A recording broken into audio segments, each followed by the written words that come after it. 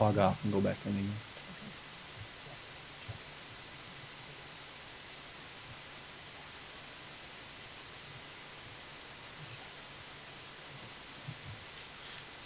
Got it. I was in. I don't know what happened. Did it approve? He's still voting. It's not showing to vote.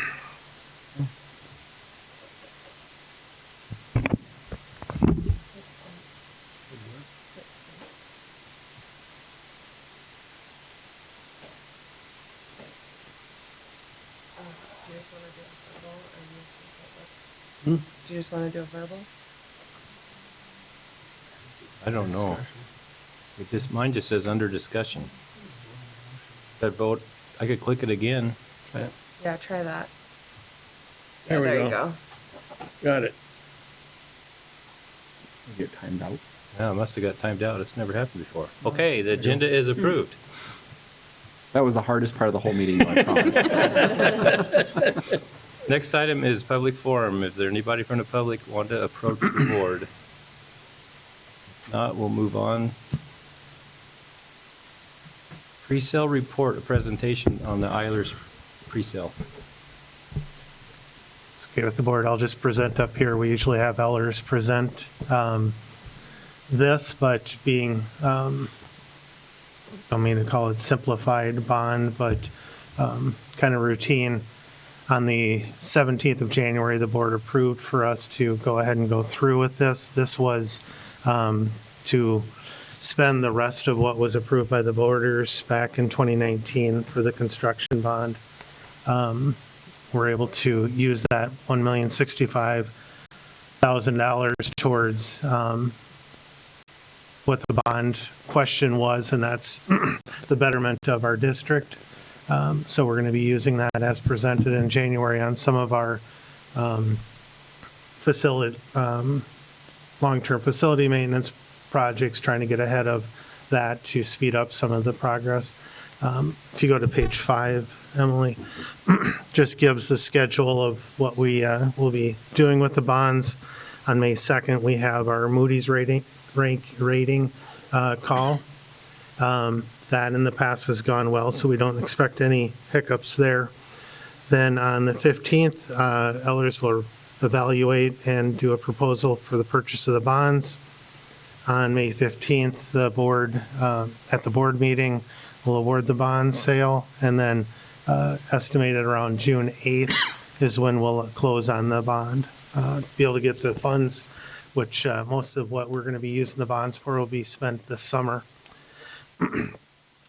Just so you know that, so the bond amount that we're looking for is $1,065,000. Of that, $1,058,000. These are estimates. It all depends on where the interest comes in. About $1,058,000 will be able to use for the construction of the project funds. Things have been turning out. I talked to Jody today. Things have been turning out well. So they actually get more than what the bond principal is for. So it might actually be a higher amount than that. And then what Ehlers is able to do for us, as they've done in the past, is we're able to take that, this bond, put it in our schedule. And so we'll actually see from 2023 to 2024, there will be no tax increase. And that'll be the biggest portion of our principal paid in 2024. And then 2025 and 2026, we'll actually see a decrease in the bond payments. And then 26, 27, or 27, 28 would be the last two payments. But we'd see another decrease or a step down in those 2 years. So we'll still be seeing either level or step downs in the next 4 to 5 years. So, any questions on that? Very good. Thanks, Dion. Yep. Next item is our presentation from the Pride and the Tiger. Welcome, Krista.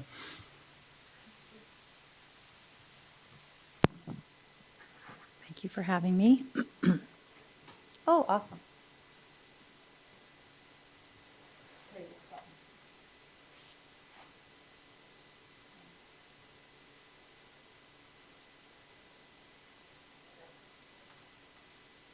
gets used all the Errol, time. it's not there. Am I good to go? Okay.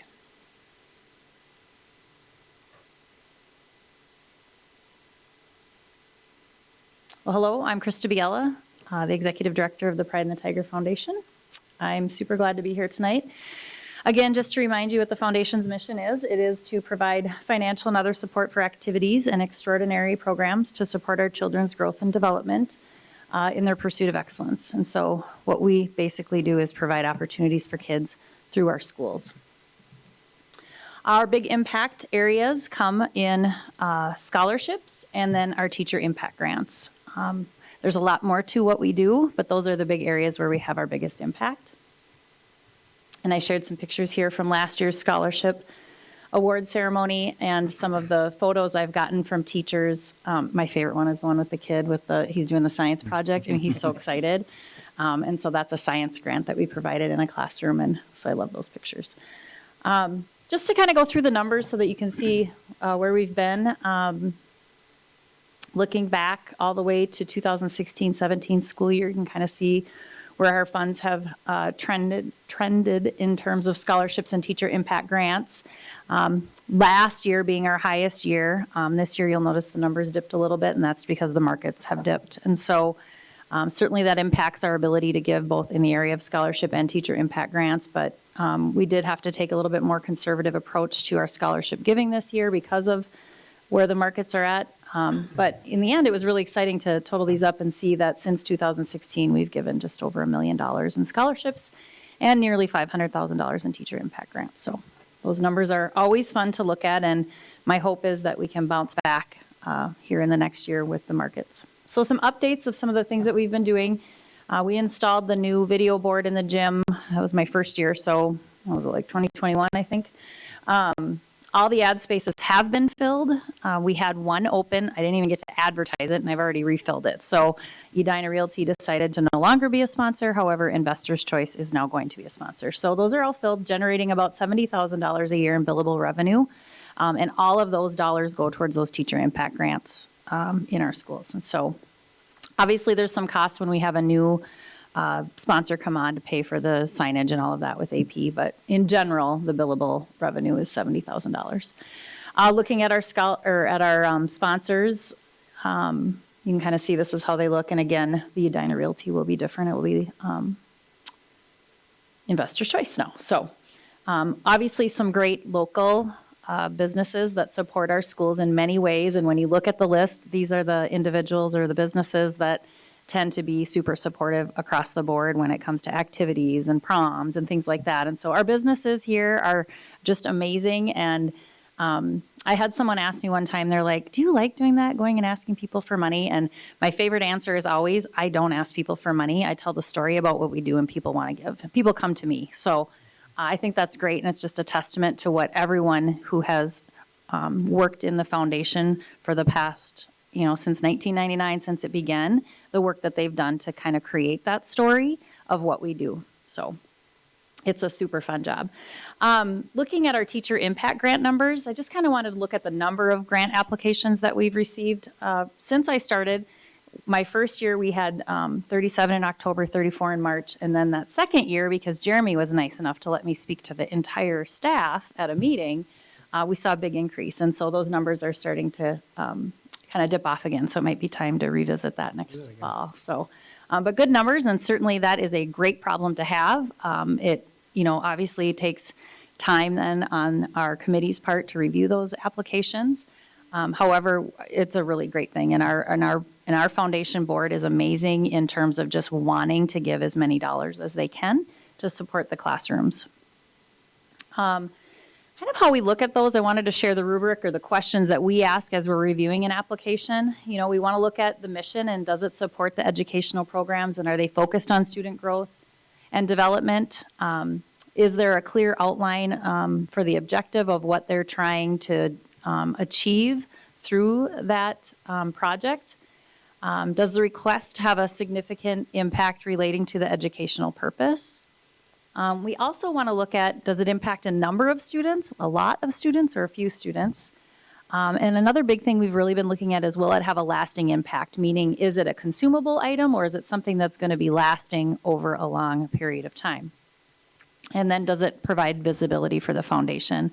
I think one of the big goals I had when I started with the foundation was to increase awareness in general across our community, across our schools, about what the foundation was about and what we did and what we support. And so that when we give the grant dollars out, we really look for the schools to kind of talk about that in new ways. And certainly social media is a part of that. And I see it as benefiting two things. One, by them highlighting the fun things that they're doing, like that photo of that little boy who was playing with that science item. I think they were making a tornado or something. That just highlights all the great things our teachers are doing in the classroom. And the more that's visible, the more we get our community behind what we're doing.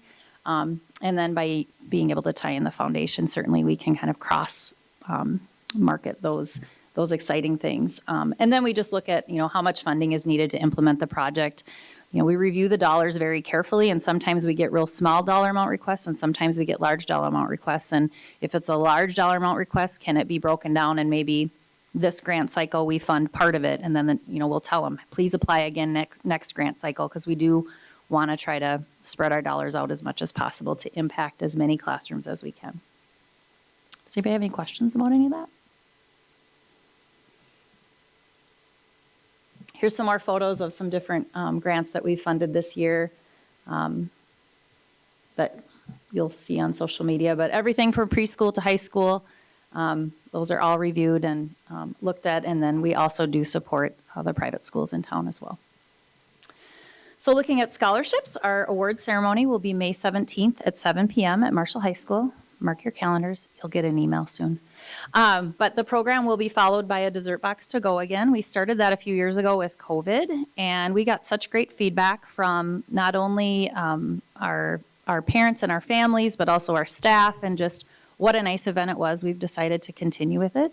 Usually it lasts about 2 hours, and even though it's in the gym and it's maybe not that intimate banquet setting it used to be, I feel like our staff who presents does such a nice job of just really making it personal about the recipients. And it's just a really nice event to highlight and honor those kids that have worked so hard. So this year we'll have about 173, or we do have a little over $173,000 to give out to the class of 2023. And our 5-hour meeting was held last Wednesday to work on those, and we still have a little bit of work to do yet on those scholarship decisions, but the committee that participates in that works really hard to make sure that we give as many scholarships as possible to as many students as we can. Some of our newest scholarships, and this has been one of the neatest things. There's a typo on that slide. Let's see who can identify it. Yeah, I caught it and I fixed it, but she had already downloaded it, so I was like, whatever, you know who it is. The Dream On Scholarship, this is a scholarship that was donated by Kari and Charlie Ellers, and it is to be given to an EL student who is going on to further their education beyond high school. The Purrington Family Speech Scholarship will be honoring a student who's participated in speech at the high school for at least 2 years. The Mary Quam Herbers Memorial Scholarship, this was donated by the Quam siblings, and it is to honor their sister Mary. She worked most of her life as a para in the Rochester Public Schools and loved helping kids, and so it's to go to someone who has a helping, caring nature. The Aziz Ali and Sakin Mohammed Memorial Scholarship, they are the parents of Arshad Mohammed, who is Lois Quam's husband, and it is a scholarship that is given to someone who has all these great character traits and is expected to, eventually give back to their community in some way someday. And the Bruce and Vicki Lamprecht Endowment will support a student who will be furthering their education either as a teacher or in business. So those are just our most recent new scholarships that we have developed this year. So when you look at the breakdown of scholarships, and I was analyzing this actually, Jim Tate was interviewing me. He's going to be writing an article in the Marshall Independent about the foundation, and he was asking some questions about how our endowment has grown. And it really, if you look at where our dollars are at over the last years, there's been ups and downs. But I think when I analyze it and look at it, the philosophy of what the foundation wants to do, we want to maximize our giving while still maintaining the longevity of what we're doing. And I think what we see with that is we've maintained that over the years, because some years we have to take a conservative approach because of where the markets are at. And so we have that 3 to 5% funding philosophy or funding in our bylaws. And so some years we can fund at 5%, but some years we have to be more conservative just based on where the dollars are at, because we don't want to dip into that original gift. We want to maintain and make this a foundation that lasts for years and years to come. And I think we've done a nice job of that. But where we have seen some growth is in those annual scholarships. And so those are given by individuals or by businesses who aren't ready to commit to, donating towards an endowed fund of $10,000, but they want to give something. And so we've really seen some steady growth in that over the last 3 years, which is great. And, this year, that really kind of helped us recover from, some of where we had to be conservative from the endowed side.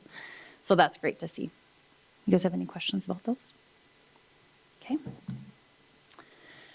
So raising awareness, this has been a big goal. We did hold a Hall of Honor banquet this past fall. It was a super nice event. Typically we induct 3 individuals, former staff, alumni, and community contributor. And we had 4 this year. We chose to honor Jennifer Johnson and Mike Fox from Ace Hardware. They've been longtime sponsors and supporters of the foundation. So they were our community member inductees. We had Gary St. Aubin, who is a alumni, and he does so much behind the scenes for the foundation in terms of just offering his accounting expertise. And he was so helpful to me when I first started with the foundation. So I greatly appreciate just his knowledge and background, because he's been really with the foundation since it started. And then Dennis Schroeder, who is a past staff member. And so it was a really nice night to just hear from them. And I tell you what, Tiger Pride is a thing. And all these inductees really do live that on a daily basis and are just so proud to continue to support our schools. So also our website and social media, we developed and started a new website about a year ago, making it easier for people to kind of access information about what we do, easier to link, and then obviously we utilize social media. So there are some positives to that. Here's some of our stats. So in the past year, we've just really increased our Facebook reach. And, the goal is not only to raise awareness here in Marshall, but really to connect with alumni. And as I kind of look at the kind of individual reaches, we're starting to see more of that connection with alumni who maybe are no longer living in Marshall.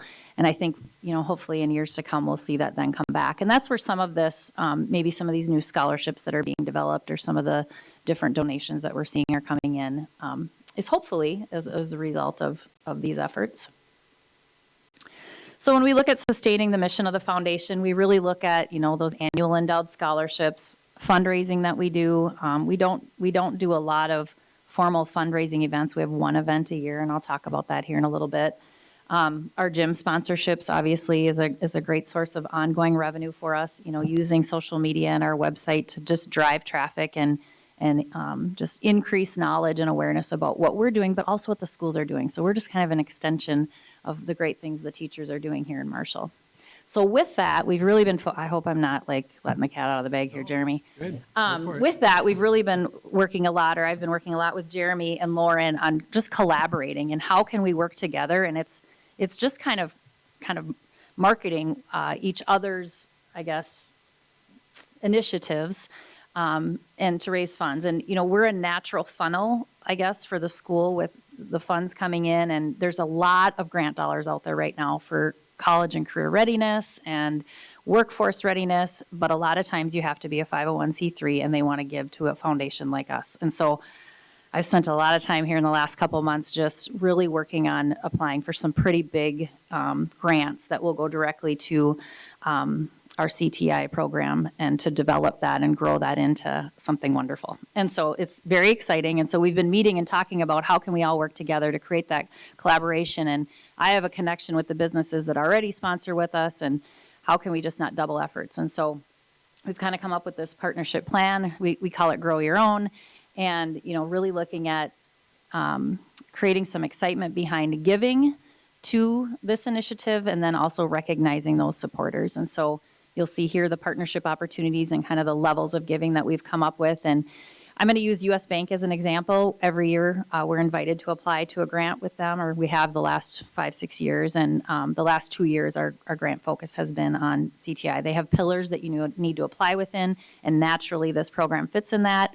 And so they will be one of our CTI supporters that will be, highlighted, because I think this year our grant was $20,000. So, and it went towards specific equipment, Lifts. a lift, yeah, car lifts. So, yes, I'm learning a lot about car items. Anyway, so it's really exciting, and it's been fun to work with Lauren at the EDA too. And I just think that's what's so great about working in a community like this, is just the collaboration that can happen and how we can all work together to just really create opportunities for our students. So we have two big events coming up. Obviously, the scholarship ceremony, and then our golf tournament is July 10th. That's the one big fundraising event that we do. And with that, we sell raffle tickets as well. And it's a cash raffle, and it's just a great way to generate anywhere from $15,000 to $20,000, again, to go towards those teacher impact grants. And so it's a fun event to get people together. Usually our local businesses, again, are very supportive, and the weather always is great. And so I'll order that again for this year. So again, school, business, community, alumni, we want to connect everybody together to provide those opportunities for kids in our schools. And it's a really fun way to highlight, but also to support the things that our teachers want to do that maybe don't fit within the budgets that we have. Do you have any questions? Thanks, Krista. I know my kids benefited. I think all of our kids up here have benefited from this organization. So thank done. you. Thank you for all Yeah. you do. Very well done. Oh, thank you. Yeah, it's a really fun job. I mean, I get to give. Well, since I money. was there, you have done so much additional development, Christie. Well, there's so much. Just There's excellent. so much more we can do. We'll keep working on it. So yeah, Excellent. yeah, it's good. We got to get better at connecting with our alumni. I think that's our next big initiative. Good board. Amazing board. I should have highlighted all of them.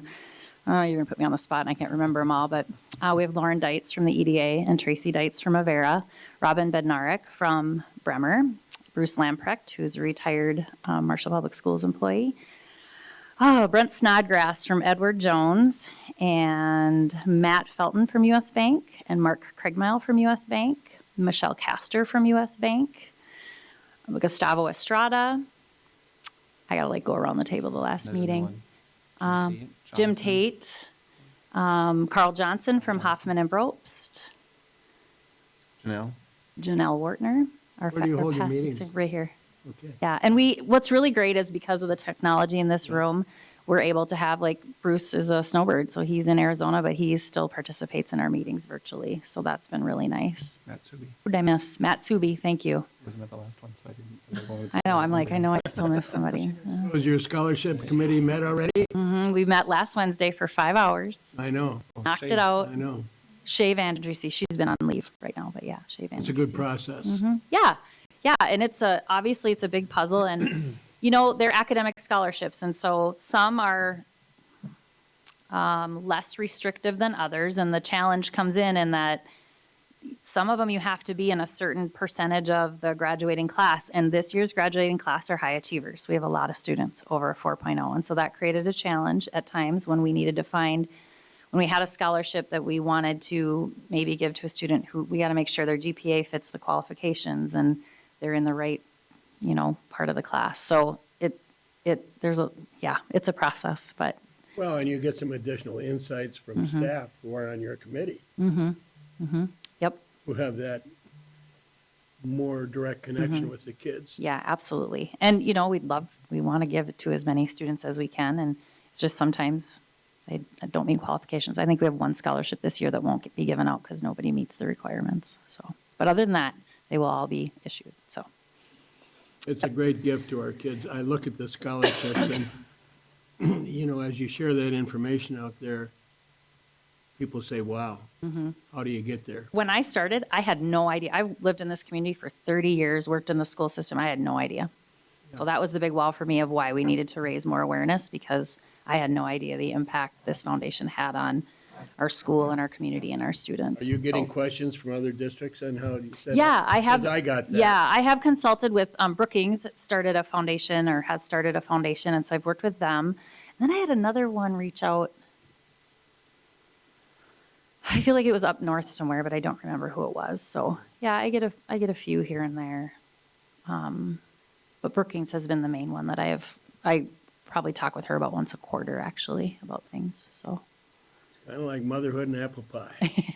Okay, how's that? I meant that as a plus. Oh, okay. Oh, they're positive things, okay, to share, okay. I was like, is there Well, an Krista, analogy thank you and going? your board for everything. Yes, This is thank great. you. Thanks, Thank Krista. you so much. Thank you, Krista. Our next item is approval of the consent agenda, So moved. Second, moved by Bill Moso and seconded by Bill Swope. I will call for the vote.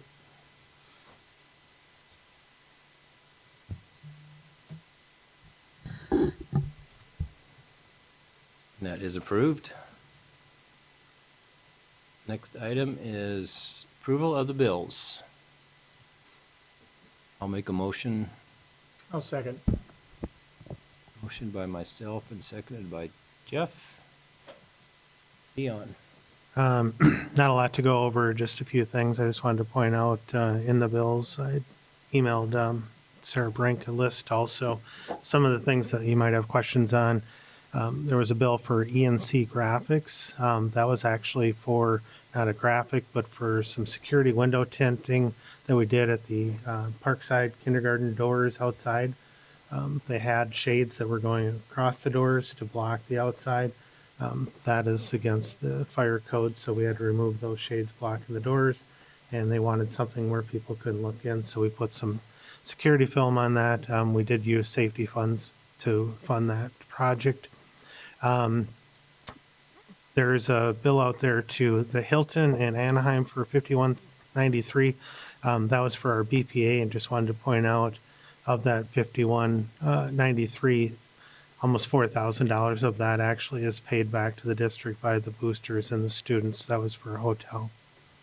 There's $8,000 to the city. That's part of our agreement for the 7th and 8th grade football program that the city runs that we help fund.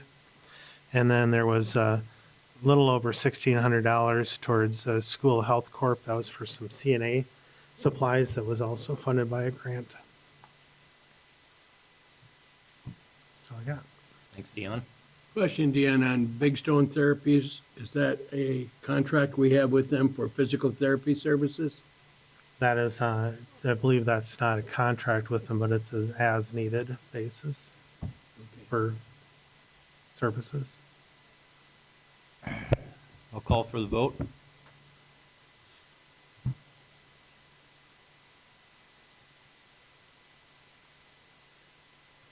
Bills are approved. Next item is more financial, the treasurer's report. Anything to share? I have nothing else to share. Thank you. Board reports and updates. I have one, the executive committee met last Tuesday. We talked about upcoming contract negotiations, as this is a contract year for the teachers. Staffing for next school year, which is coming along good, other than special ed, which is always an issue every year, but it's coming. Security in our schools and the SWWC SMSU sublease, which we'll discuss later in this meeting. Currently, the plan is for Maytech to move into the new site at the beginning of 2024 school year, the fall of 2024. Does anybody else have anything? I have a children's collaborative meeting on Wednesday, at which time we'll be making decisions on RFPs for funding for programming. We have 2 requests from our schools, which will probably be funded. So I'll give you a report at the next meeting on that. Thank you, Bill. Anybody else? All right, we'll move on to the next item, administrator's report. Jeremy. Great, thank you. Start off with early childhood tonight. I want to share that we still have a few spots available for the 23-24 school year in Little Cubs Preschool. There are many different programs available for options. So if families have questions, there's some information on the school website, the Facebook page, or they can call or stop by the Little Cubs office at Parkside and get more information about that. We also have some offerings through Marshall Community Services with early childhood, particular for summer. So there's some information out there about that. I encourage families to look for information there. Parkside shares a big thank you to Pride and the Tiger. It was timely with the presentation this afternoon. One of the pictures I noticed in Krista's presentation was the forward-facing book bins, and Darcy has some pictures of that in her presentation too. just changing up some things in the library, making it more user-friendly for some of the littler kids. Darcy also shares we have 11 teachers at Parkside and several others throughout the district who are participating in the Minnesota Department of Ed Letters Training, which ties in very closely with the literacy work that we've been doing across the district this year. So thank you to all those staff. It's a big time commitment for them, and we appreciate the work they're doing with that. Southview shared a project that's taking place between Mrs. Keeker's third grade class and Mrs. Krause's high school kids, where they're working together to create stories.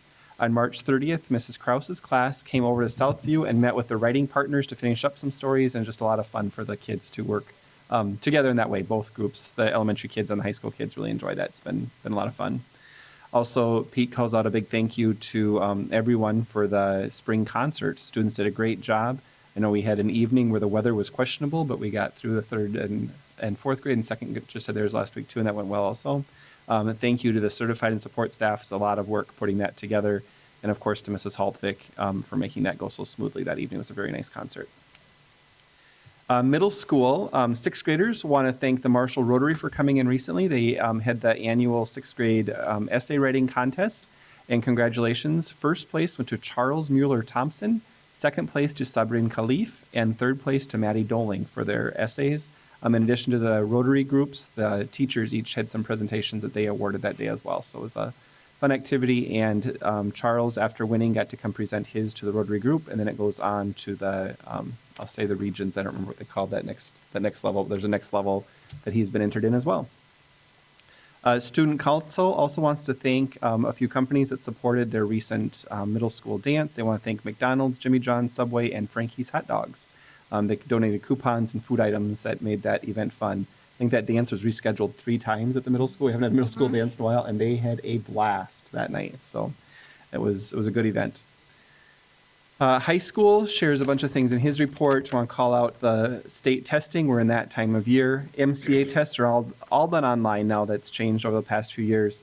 Preliminary results are available to staff within 24 hours, but of course we don't get final results until fall to share out it publicly. On Tuesday, May 2nd, we're going to do something a little different with the high school testing this year. That's the day that we'll be assessing 10th graders in reading and 11th graders in math. So we're going to run a 2-hour late schedule that day where those students come in at the regular time. We do the testing, and the school day will start 2 hours later for everybody, and that should eliminate disruption to class time over multiple days to get everyone tested. So with the student devices, we don't need computer labs to do it. I'm looking forward to that change this year. It should be a smooth process. Brian also shares an update. The high school is partnering with the Chamber of Commerce this year, allowing students to attend the monthly Young Professionals Luncheons. It's been a nice event that started in December, and it goes through May. 10 students will attend each month that luncheon from various classes, leadership classes, and it's been well received. He shares that parent-teacher conferences at the high school are scheduled for next Monday, April 24th, from 3:45 to 7:45, and those are all in person. And an event the students are all looking forward to is our prom this year is on Saturday, April 29th. Grand March begins at 7 p.m., and then there's, of course, a variety of activities for the students. We have just over 300 students signed up to attend prom this year, so anyone interested in Grand March, that's next Saturday. Maytech. At normal attendance at prom? That's About pretty typical 300 attendance, yeah. A normally lot of what kids, we but yeah. Yep. Maytech shares they had a student recently who was looking for ways to encourage and support others by writing positive affirmations, and she posted them all over the school. The student went to every classroom, student, and teacher and asked if they had a favorite quote, saying, or positive message to write to others. And as you walk around the halls of Maytech, you see those notes all over the school. So that was a fun activity, and sometimes you just need that to brighten your day. Maytech also shares that this past month they received some money from the Marshall PTA to use for purchasing some activities equipment. So they bought a portable basketball hoop, a volleyball net, a badminton set, a spike ball game, and a couple of basketballs and a volleyball. So those of you who have been in the gym at Maytech, there's always some room for some additional things there, and it was some fun things added. So I'm sure the kids are enjoying some of that, and we'll enjoy more of it as we get outside and do more with that stuff too. So a lot of things with activities. Of course, our spring activities are starting, and the weather is not cooperating with that. But some positive things to highlight. Knowledge Bowl. We had a team for Marshall qualify for state, and that was this weekend, and I don't have an update on it. It was this past weekend. I missed it. It was at Cragen's in Brainerd, the 13th and 14th. But congratulations to Tyler Sprick, Augie Sturrick, Alex Buss, Ben Pafko, and Olivia Doms for making it to that. He announces a new wrestling coach and a new swim coach. Wrestling coach, following an extensive process, Ethan Hoppy has been selected as a new wrestling head coach. He's been a varsity assistant coach for 13 years, so we look forward to working with Ethan in that role. And girls swim coach Brian Stuckey has been hired as a new head coach for swimming. 10 years of experience as a swim coach at club level, and he is well respected in the swimming community, so he's got some big shoes to fill, but we look forward to working with Brian as well. Of course, spring sports, we anticipate some fields drying out and being able to have some things. We're getting close to ready to play. This weekend's weather doesn't help, but hoping within the next 2 days we'll be able to start having outdoor events at home as well. Beth shares in her update the CEO trade show that's coming up quickly, so I encourage you to come attend that. That'll be a nice event. That's Wednesday, May 24th at the True Shrimp Company in Ballatin. It runs from 5 until 7. It's a come and go. So come, the students will be advertising their personal businesses and selling items and products and services and such at that. So it'd be fun to go attend that. I encourage you all to stop by and visit that. Special ed, Jackie updates each month with a different department or different group within the special ed group. This month, she calls out our speech language pathologists. We have 5 full-time speech language pathologists in the district. 4 of them provide direct services to students, with the 5th one providing direct services and conducts all of the evaluations. We currently serve about 210 students with speech and or language needs. The team is grateful to have that additional pathologist here. That was an addition this past fall. They also received a generous Pride in the Tiger Foundation grant in October. The grant was used to purchase books to increase student participation in therapy sessions. So thank you to Pride in the Tiger for the donation to speech. Final one is Coordinator of Special Projects. Mary Kay shares the American Indian Spring event for American Indian families is scheduled for May 3rd at the Marshall High School cafeteria. If you're able to stop by, that would be appreciated as well. Several activities are included, as well as American Indian resources, some art history, and an indigenous meal will be served at that event. She also shares enrollments for Project Success are remaining consistent, with entering students going for the next school year. Our Project Success teachers continue to create engaging lessons accommodating after-school programming. Sometimes coming for a couple hours after school isn't always fun for kids, but this group of teachers does a really nice job making that extra learning extra special and extra engaging for the students. We appreciate everything that they're doing to support that group of students. Leon, you're up. Just share a few things in my report. Wanted to point out the confidential group in the district office, which consists of Jill, Emily, Carla, Liana, Lindsay, and Kate. Part of their group goal was to start up some PLCs to do some more bonding between our office and our community, as well as our district, and just pointed out some of the things that they put together, which I thought was pretty cool. They put together 3 team building things, 3 community volunteers, and 3 informative. So they put a lot of work into that. May 15th at the board meeting, Brock from Solar Connections will be coming to do a presentation. We hope some of the community members will come. We'll go out to look at the panels. Brock's coming to kind of give a more in-depth presentation on the solar panels, of showing why we put them where we did, the utilization, how they work, the savings, et cetera, just so the community and staff are aware of that. And then also, with the help of Jeremy and Beth, been pushing out for the buildings to include the solar panels in some of the Earth Day education.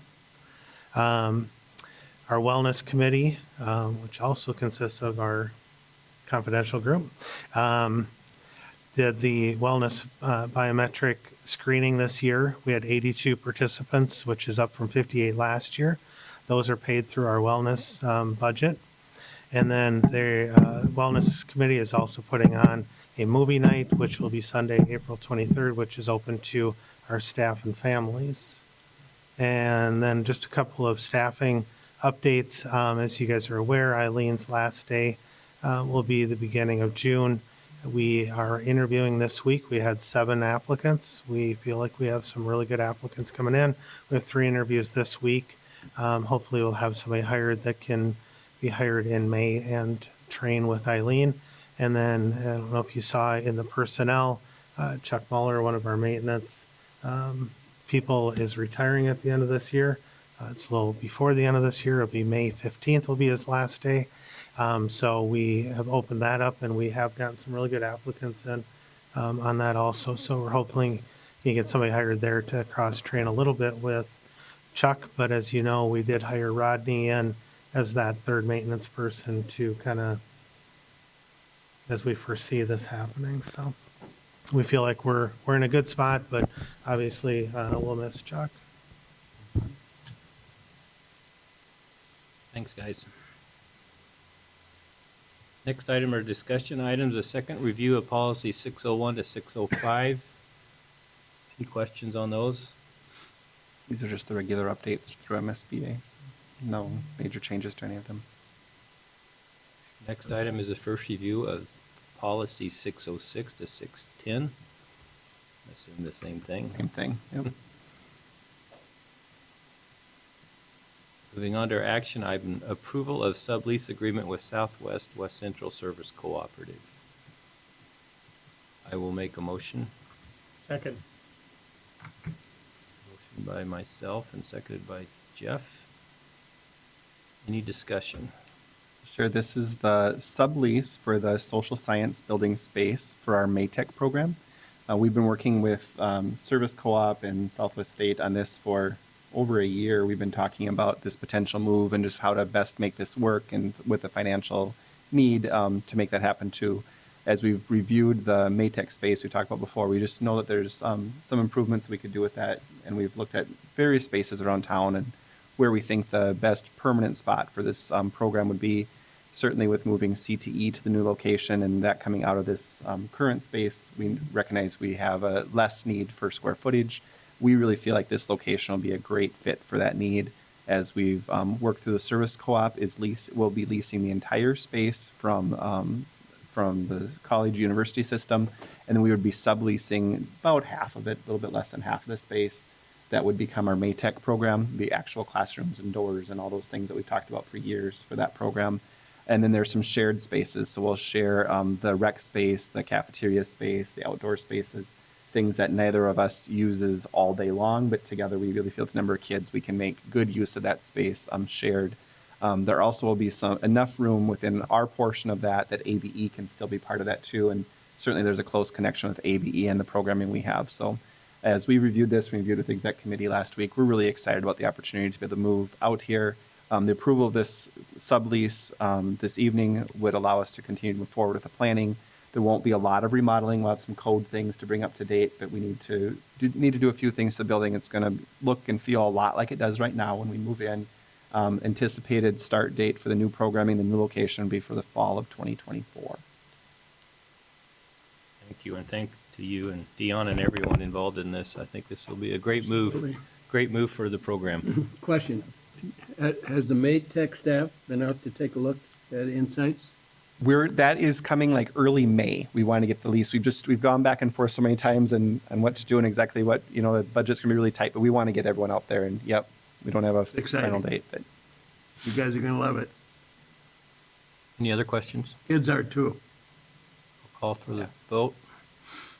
And